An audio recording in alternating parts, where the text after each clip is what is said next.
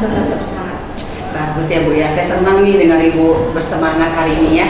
Oke Bu Nurul, seperti yang sudah kita sepakati kemarin bahwa hari ini adalah jadwal Ibu untuk saya supervisi, begitu ya Bu ya. Gimana persiapannya Bu? Sudah maksimal belum kira-kira? Insya Allah masuk. Ya oke Bu, baiklah sebelum kita mulai supervisi, di sini kan Bu saya ingin bercakap-cakap dulu nih dengan Ibu supaya nanti waktu kita melakukan supervisi, Ibu sudah tahu gambaran apa yang ingin Ibu capai ke depannya, begitu ya Bu Nurul ya. Kita bisa mulai sekarang Bu Nurul? Oke, baiklah Bu Nurul. Nah, untuk supervisi kali ini, apa saja tujuan pembelajaran yang akan Ibu sampaikan dalam proses pembelajaran nanti? Oke, untuk tujuan pembelajaran kali ini di materi usaha-usaha dan pariwisata. Tujuan yang pertama itu saya mengharapkan agar siswa mampu untuk memahami ya pengertian dari usaha-usaha dan pariwisata. Kemudian siswa juga harus mampu bisa membedakan apa-apa saja jenis usaha daya tarik wisata, baik wisata budaya, wisata alam, kemudian wisata kelana dan banyak lagi yang lainnya. Ya, kemudian saya juga mengharapkan agar siswa saya itu mampu untuk memahami tujuan dari adanya usaha-usaha daya tarik wisata tersebut. Oke, baiklah Bu, bagus sekali ya tujuan pembelajaran hari ini. Berarti Ibu tuh berharap supaya siswa ini tadi mengerti ya apa itu daya tarik wisata, apa saja tujuannya, apa jenis-jenis usaha yang terkait dengan daya tarik wisata tadi. Begitu ya Bu Nurul ya. Baiklah Ibu Nurul, saya lanjutkan nih ya. Nah, menurut Ibu kira-kira sebelum Ibu akan mengajar hari ini, tentunya ada persiapan demi persiapan ya Bu. Kalau boleh saya tahu dan boleh Ibu ceritakan, apa saja persiapan yang sudah Ibu rancang untuk kegiatan pembelajaran hari ini? Oke, persiapannya baik dari diri saya, yaitu saya belajar atau saya lebih memahami materi yang akan saya ajarkan, itu yang pertama. Kemudian saya juga akan menyiapkan media pembelajaran apa yang akan saya buat begitu untuk rencananya saya akan buat kelas diskusi begitu ya. Jadi akan saya bagikan kelompok, kemudian siswa akan mempresentasikan materi yang akan dibahas begitu. Itu saja sih dari saya. Persiapannya sudah Ibu katakan tadi ya, mencari materi begitu ya Bu ya, lalu menyediakan media pembelajaran ya.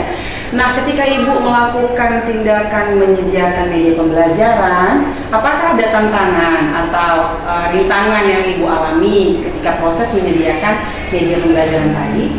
Tidak ada sih, menurut saya prosesnya masih sangat mudah lah, masih bisa dipahami begitu, jadi tidak ada rintangan. Ya, tapi tidak ada masalah. Soalnya ke depan untuk media masih bisa saya handle. Oke, senang sekali ya Bu saya mendengarnya. Berarti menurut pemahaman saya, Ibu ini bisa melewati tantangan. Kira-kira begitu ya Bu ya? Benar begitu ya Bu? Betul. Baiklah Bu Nurul. Nah, saat Ibu nanti akan mengajar, tentunya ada hal-hal yang ingin Ibu tingkatkan, begitu ya Bu?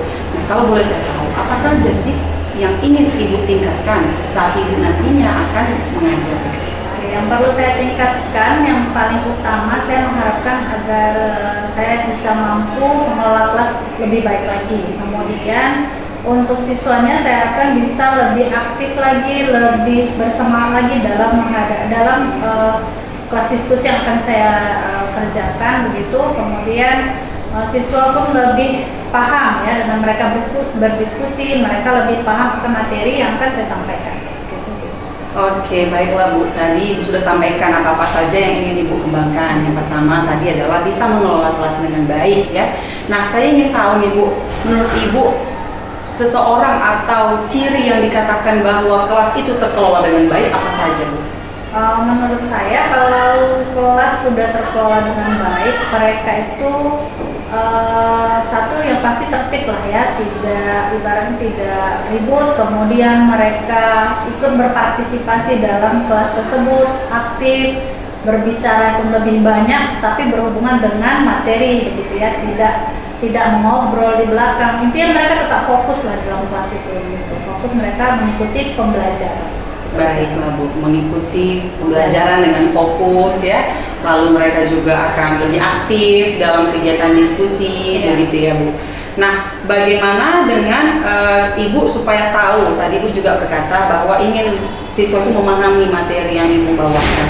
Nah, apa cirinya Ibu bisa mengetahui nantinya bahwa siswa ini udah paham dengan materi yang saya ajarkan? Biasanya di akhir pelajaran saya akan bertanya kepada siswa kan. Kemudian sebelum saya bertanya dulu kepada mereka apakah sudah paham gitu atau ada yang mau ditanyakan. Kalau tidak, saya akan berbalik bertanya kepada mereka tentang materi yang sudah dipelajari. Nah, dari situ saya bisa melihat bahwasanya siswa itu sudah paham dengan materi yang sudah saya sampaikan, sudah didiskusikan begitu. Baiklah Bu, tadi Ibu mengatakan dengan menggunakan metode bertanya, begitu ya Bu Nurul ya. Oke. Nah, selain dengan menggunakan metode bertanya, apakah ada lagi strategi-strategi lain yang Ibu gunakan untuk bisa melihat bahwa tercapai nih indikatornya siswa saya paham gitu Bu? Baik, dari bertanya saya juga akan melakukan evaluasi ya. Ketika selesai dalam materi saya akan melakukan evaluasi dengan memberikan beberapa pertanyaan ya, baik dalam bentuk pilihan ganda ataupun dalam bentuk esai, dalam tertulis lah intinya ya. Jadi evaluasi dalam bentuk tertulis. Jadi saya melihat dari situ apakah mereka sudah paham atau tidak dengan materi yang sudah saya sampaikan. Baik, terima kasih Bu ya. Berarti Ibu menggunakan metode bertanya dan juga melakukan evaluasi tertulis begitu ya Bu, untuk mengukur apakah siswa ini tadi sudah mengerti atau paham terhadap materi yang sudah Ibu jelaskan. Nah Bu Nurul, tadi sudah kita bahas nih ya, bahwa Ibu berkata ingin mengembangkan pertama pengelolaan kelas yang baik, membuat siswa ingin aktif belajar di kelas ya, kemudian juga membantu siswa untuk memahami pembelajaran atau materi yang Ibu bawakan. Supaya ini tercapai, ketiga-tiga hal ini tadi, apa saja yang Ibu lakukan? Apa saja yang sudah Ibu persiapkan? Apa strategi ataupun metode yang Ibu lakukan agar ketiga hal yang tadi ingin Ibu kembangkan bisa Ibu capai? Biasanya saya membangun kelas dulu lah, intinya dalam mengelola kelas itu harus benar-benar sudah fokus dulu begitu, sudah berpusat kepada materi, intinya mereka tidak membahas yang lain-lain begitu kan. Kemudian saya akan pancing mereka dulu, ibaratnya dengan memberikan pertanyaan. Nah, kemudian mereka ibaratnya merespon dengan pertanyaan yang saya berikan. Kemudian dari situ juga saya bisa melihat keaktifan mereka begitu kan. Kemudian bagaimana mereka memberikan pendapat mereka dengan cara yang jelas begitu ya. Jadi mereka intinya bisa lebih mengutarakan pendapat mereka bagaimana tentang materi hari ini, bagaimana perasaan mereka di pelajaran ini, ibaratnya sudah paham atau masuk ke ilmu yang sudah didapat, ibaratnya mereka sudah memahaminya begitu. Paling begitu sih, saya memberikan kayak umpan balik gitu ya, saya tanya ke mereka, ibaratnya itulah seperti sesi diskusi gitu lah, tanya jawab. Kemudian saya biasa memberikan kayak ada semacam kuis atau games begitu seperti itu, dan lebih semangat mereka. Ya, bagus sekali ya Bu ya, strategi atau metode yang akan digunakan untuk melakukan pengembangan terhadap siswa ini tadi ya Bu. Nah baiklah Bu, tadi Ibu udah bahas apa aja. Yang pertamanya itu adalah memfokuskan siswa ya, atau membuat kelas itu fokus atau siap untuk menerima pembelajaran. Nah kalau boleh saya tahu, bagaimana cara yang Ibu lakukan agar bisa kelas tadi fokus atau siap untuk menerima proses pembelajaran? Itu mereka juga sebelumnya, termasuk dari pertemuan sebelumnya, saya juga sudah mengingatkan kepada siswa agar mereka juga harus lebih sebelumnya belajar dulu gitu untuk pelajaran di minggu depan. Jadi mereka intinya sudah siap untuk menerima karena mereka dari rumah sudah belajar dulu gitu. Sudah belajar materi yang akan pelajari hari ini, mereka sudah belajar dulu, sudah membaca dulu di rumah. Jadi saya rasa mereka di situ sudah siap dengan membawakan buku catatan mereka, buku paket mereka begitu ya. Jadi mereka intinya sudah ada persiapan dari rumah. Jadi mereka hanya menyambut lah begitu ya, yang akan dibahas materi hari ini misalnya tentang pelajaran apa gitu. Oke, baiklah Bu. Saya senang ya Ibu ternyata sudah begitu memikirkan bagaimana nih siswa saya ke depannya, apa yang harus dilakukan agar siswa ini tadi merasa bisa fokus di dalam kelas. begitu ya Bu Nurul ya. Nah baiklah Bu Nurul, bagi saya atau bagi Ibu juga nih, kita bersepakat bersama ya, nanti ketika supervisi dilakukan, hal yang akan kita sepakati bersama untuk saya lihat, untuk supaya nanti ketika saya selesai mengobservasi Ibu atau mensupervisi Ibu, bisa terjadi peningkatan atau pengembangan kompetensi, begitu ya Bu Nurul ya. Nah baiklah Bu, yuk kita sama-sama sepakati. Kira-kira nih Bu, tadi kan Ibu udah bilang nih, yang pertama adalah supaya bisa mengelola kelas dengan lebih baik, gitu ya Bu. Kemudian siswanya bisa lebih aktif dalam berdiskusi maupun dalam sesi tanya jawab. Kemudian yang ketiga, siswa lebih memahami materi, begitu ya Bu. Dan yang Ibu lakukan strateginya adalah pertama mengingatkan siswa untuk belajar, begitu ya Bu. Kemudian Ibu juga akan mengajukan pertanyaan demi pertanyaan supaya siswanya bisa lebih terbuka begitu pemahamannya, dan Ibu juga bisa lebih paham bagaimana menilai siswa ini, apakah sudah paham atau tidak. Kemudian Ibu juga akan menyuruh mereka untuk berpendapat ya, artinya Ibu melihat bagaimana siswa ini tadi kemampuannya dalam berdiskusi aktif atau tidak, begitu kira-kira Ibu. Nah dari yang saya ucapkan tadi, itu juga adalah hasil dari pemikiran Ibu yang saya catat ya Bu. Apakah semuanya itu ada lagi yang mau ditambahkan untuk kita sepakati? Apakah cuma yang 3 itu saja tadi yang ingin dikembangkan? Atau ada yang lain? Hanya 3 tadi ya Bu. Baiklah Ibu Nurul, sebentar lagi kita akan supervisi. Semoga Ibu tetap dalam keadaan semangat, dan apa yang sudah kita rencanakan di sini nanti bisa Ibu kembangkan di dalam kelas. Saya berharap kegiatan supervisi kita kali ini bisa memberikan manfaat yang baik, begitu ya Bu. Terima kasih buat waktunya Bu Nurul. Selamat pagi.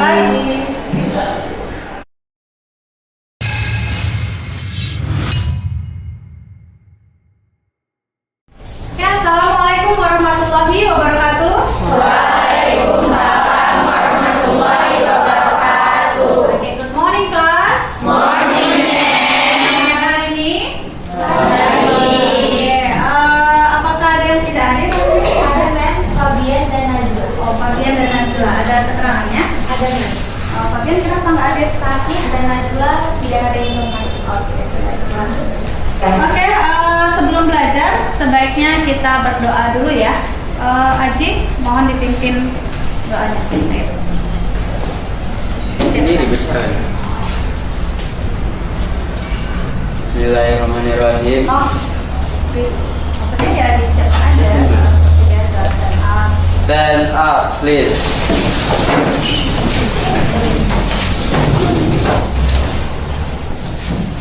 Before we study, let's pray to our God. Pray start. Bismillahirrahmanirrahim. Raditu billahi rabba wa bil islami dina wa bi Muhammadin nabiyya wa yaqfa. Rabbil jidni ilma wa rizqni fahma wa amalan sholihan min rabbil alamin. Finish. Read with our teacher.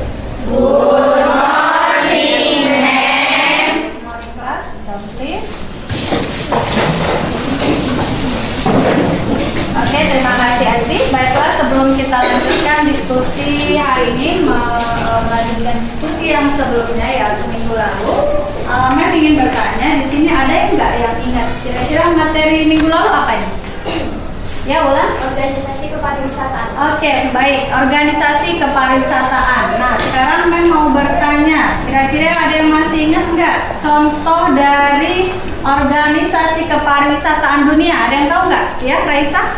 Yang pertama ada World Tourist Organization atau WTO, yang kedua International Civil Aviation Organization atau ICAO, yang ketiga Universal Federation of Travel Agents Association atau UFTA, yang keempat ada International Air Transport Association atau IATA, yang kelima ada International Hotel and Restaurant Association atau IHRA, yang keenam ada World Association of Travel Agents atau WATA, yang ketujuh ada International Association of Scientific Expert in Tourism atau IAC, dan yang ke-8 ada Paris Asia Travel Association atau PATA, dan yang ke-9 Southeast Asia Promotion Council of Trader Investment and Tourism atau SIAC. Oke, itu bagus sekali ya, sudah benar. Itu contoh dari organisasi kepariwisataan dunia. Dunia. Nah, sekarang Mem bertanya lagi.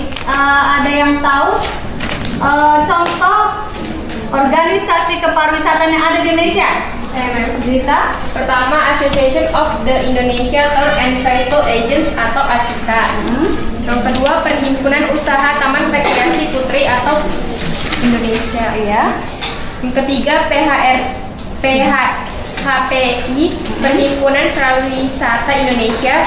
Yang keempat, PHRI, Perhimpunan Hotel dan Restoran Indonesia. Iya, benar sekali ya. Jadi itu dia contoh dari organisasi kepariwisataan yang ada di Indonesia. Oke, sebelum kita lanjutkan ke materi berikutnya, ada yang bertanya nggak kira-kira? Tidak ada. Oke, kalau tidak ada pertanyaan, maka memang akan lanjutkan dengan diskusi materi hari ini yang berjudul usaha-usaha daya tarik wisata. Usaha daya tarik wisata. Ya, materi yang akan kita pelajari dan akan kita diskusikan hari ini yaitu tentang usaha-usaha daya tarik wisata. Oke, baiklah. Diskusi hari ini akan dipresentasikan oleh kelompok 6 ya, dari materi usaha-usaha daya tarik wisata. Jadi kalian boleh duduk dengan teman kelompoknya. Silakan untuk kelompok Ranti yang sudah mempersiapkan presentasinya. Ya, silakan lagi. Nah, untuk kelompok yang lain yang akan memberikan pertanyaan yang kasih sesi satu aja ya, hanya 3 pertanyaan. Oke, silakan dibuka Ranti. Assalamualaikum warahmatullahi wabarakatuh. Waalaikumsalam warahmatullahi wabarakatuh. Selamat pagi semuanya. Pagi. Semoga semangat ya. Berdirinya kami di sini karena ingin mempresentasikan tentang usaha-usaha daya tarik wisata. Sebelum itu saya akan memperkenalkan diri. Perkenalkan, nama saya Ranti Putri dan di sebelah saya Nur Ayuni, Agnes Cornelia Manuro, Cinta Agnes Dini. Sebelum memulainya, kami akan membagikan hasil fotokopian kami.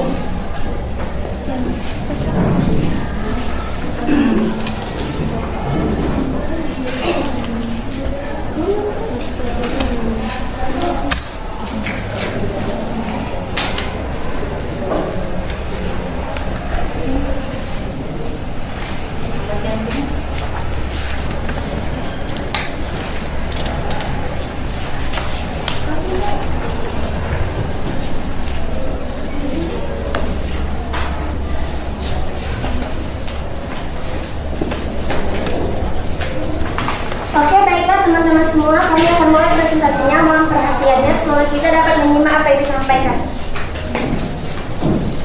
Daya tarik wisata sebenarnya adalah kata lain dari objek wisata, tetapi sesuai dengan peraturan pemerintah atau PP.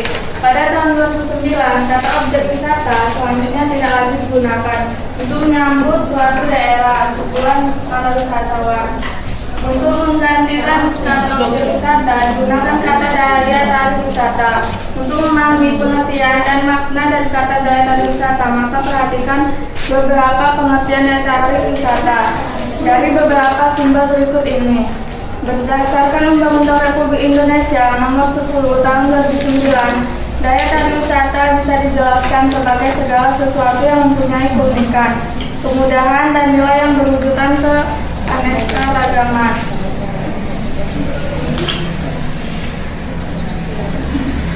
Daya tarik wisata ciptaan Tuhan Yang Maha Esa yang berdiri dari keadaan alam, flora dan fauna. Daya tarik wisata hasil karya manusia terdiri dari museum, peninggalan sejarah, seni dan budaya, wisata agro, wisata burung, wisata petualangan, wisata taman rekreasi, dan kompleks hiburan. Daya tarik wisata minat khusus merupakan suatu hal yang menjadi daya tarik sesuai dengan minat dari wisatawannya, seperti berburu, mendaki gunung, menyusuri gua, industri dan kerajinan, tempat berbelanja, sungai yang deras, tempat-tempat ibadah, tempat ziarah, dan lainnya. Oke, baiklah, sekian dari pernyataan mereka. Kami buka sesi pertanyaan. Yuk, silakan yang ingin bertanya. Di sesi ini hanya 3 pertanyaan. Ayo. Ya, sini. Kami dari kelompok 2 ingin bertanya, apa itu what to see?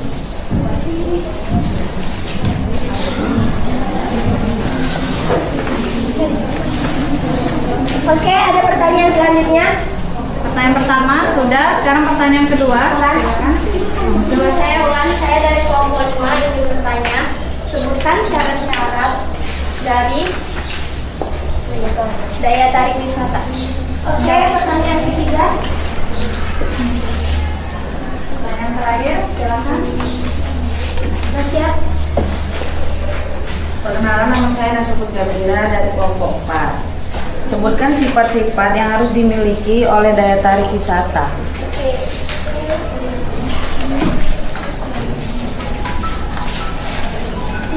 Pertama-tama saya akan menjawab pertanyaan dari Cindy, yaitu pertanyaan pertama. What to see?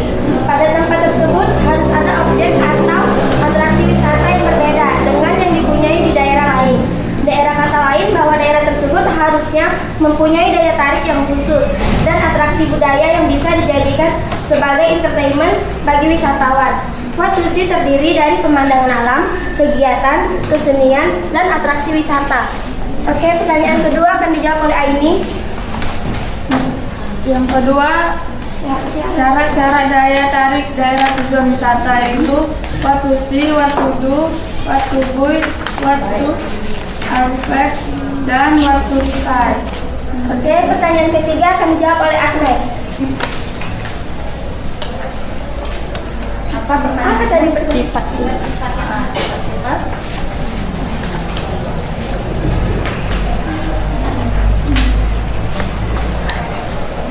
Sifat-sifat yang harus dimiliki oleh daya tarik wisata. Tak adanya sesuatu yang bisa dilihat oleh nothing to see.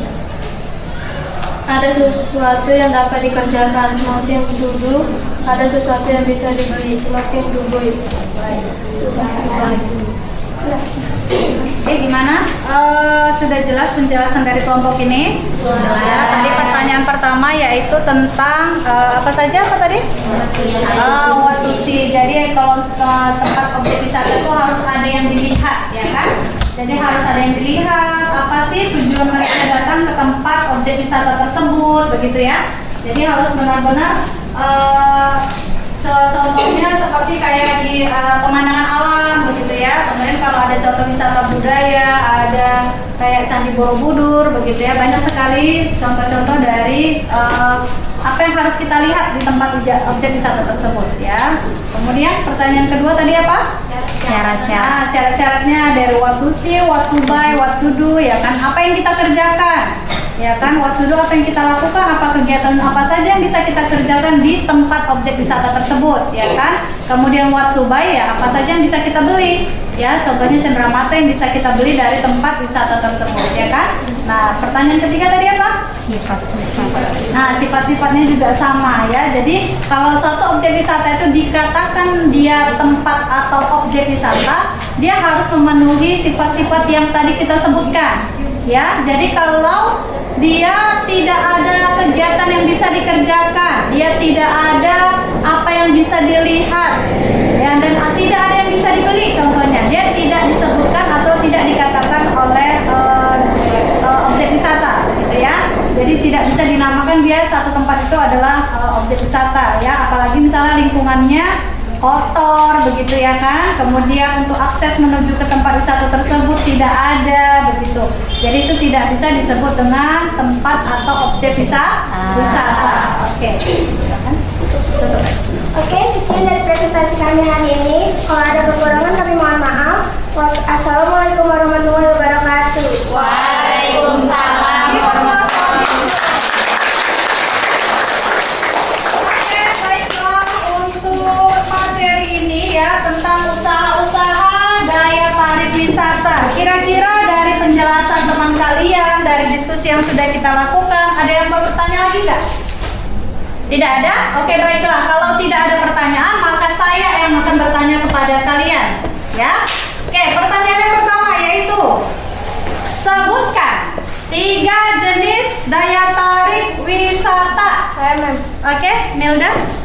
3 jenis daya tarik wisata. 1. Ciptaan Tuhan Yang Maha Esa meliputi alam, flora, dan fauna. 2. Hasil karya manusia yang meliputi museum, peninggalan purbakala, peninggalan sejarah, seni budaya, dan tempat hiburan.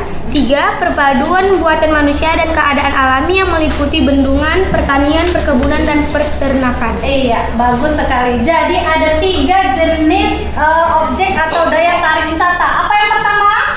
Ciptaan Tuhan. Ya, contohnya apa? Alam, flora, dan fauna. Yang kedua? Hasil karya manusia. Hasil karya manusia. Contohnya? Museum.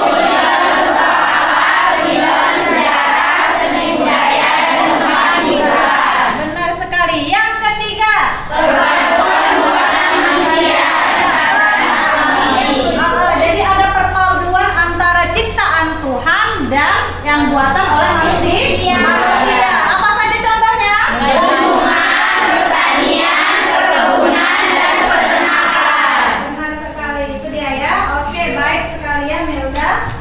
Sekarang pertanyaan yang kedua. Sebutkan minimal 3 jenis usaha daya tarik wisata alam. Oke, ulang. Cynthia. Pertama, Taman Nasional. Kedua, Cagar Alam. Ketiga, Suaka Margat Satwa. Keempat, Taman Wisata. Kelima, Taman Burung. Keenam, Taman Air. Ketujuh, Taman Hutan Raya. Kedelapan, Taman Safari Indonesia. Dan kesembilan adalah Kebun Binatang. Iya, benar sekali ya. Jadi itu contoh dari wisata budaya, wisata alam. Oke, bagus sekali Cynthia. Pertanyaan terakhir. Oke ya, jadi setiap yang bertanya yang menjawab akan saya kasih nilai ya tadi ya, jangan lupa. Oke, yang pertanyaan ketiga, sebutkan 3 jenis usaha daya tarik wisata budaya. Oke, Nasya? Yang pertama, situs arkeologi, sejarah, dan budaya. Yang kedua, pola kehidupan masyarakat. Yang ketiga, seni dan kerajinan tangan. Yang keempat, kegiatan ekonomi masyarakat. Yang kelima, festival budaya. Oke, benar sekali ya jawaban dari Nasya. Oke, baiklah untuk materi kita hari ini memang sudah paham nggak kira-kira? Ada yang mau bertanya lagi? Tidak. Kalau tidak ada, baiklah kita simpulkan materi kita hari ini. Coba meminta 1 orang. Siapa yang bisa menyimpulkan materi hari ini? Ya, Grace. Daya tarik wisata alam adalah kata lain dari objek wisata. Adapun beberapa jenis usaha daya tarik wisata meliputi usaha daya tarik wisata alam, usaha daya tarik budaya, dan usaha daya tarik minat khusus. Adapun juga tujuan pengusaha daya tarik wisata yaitu untuk memperoleh keuntungan, menghapus angka kemiskinan, memenuhi kebutuhan rekreasi masyarakat, melestarikan alam, dan juga mempererat persahabatan antara bangsa. Oke, benar sekali Grace. Terima kasih. Oke, baiklah sebelum Mem menutup kelas diskusi kita hari ini, sekali lagi Mem bertanya, ada lagi yang mau ditanyakan? Baiklah, minggu depan Mem minta kepada kalian semua agar belajar tentang materi yang berikutnya. Ya, tolong dipersiapkan untuk presentasi kelompok 7 ya, gilirannya kelompok 7 untuk mempresentasikan materi, apa materinya? Dokumen perjalanan ya, dokumen perjalanan yang akan kita diskusikan minggu depan. Baiklah, mengharapkan kalian hari ini bisa memahami ya materi hari ini, yaitu tentang usaha daya tarik wisata. Kemudian kalian sudah paham tentang apa saja jenis-jenis usaha daya tarik wisata. Oke, untuk hari ini merasa sudah cukup ya. Terima kasih untuk perhatian kalian dan keaktifan kalian. Ya, mengakhiri. Assalamualaikum warahmatullahi wabarakatuh.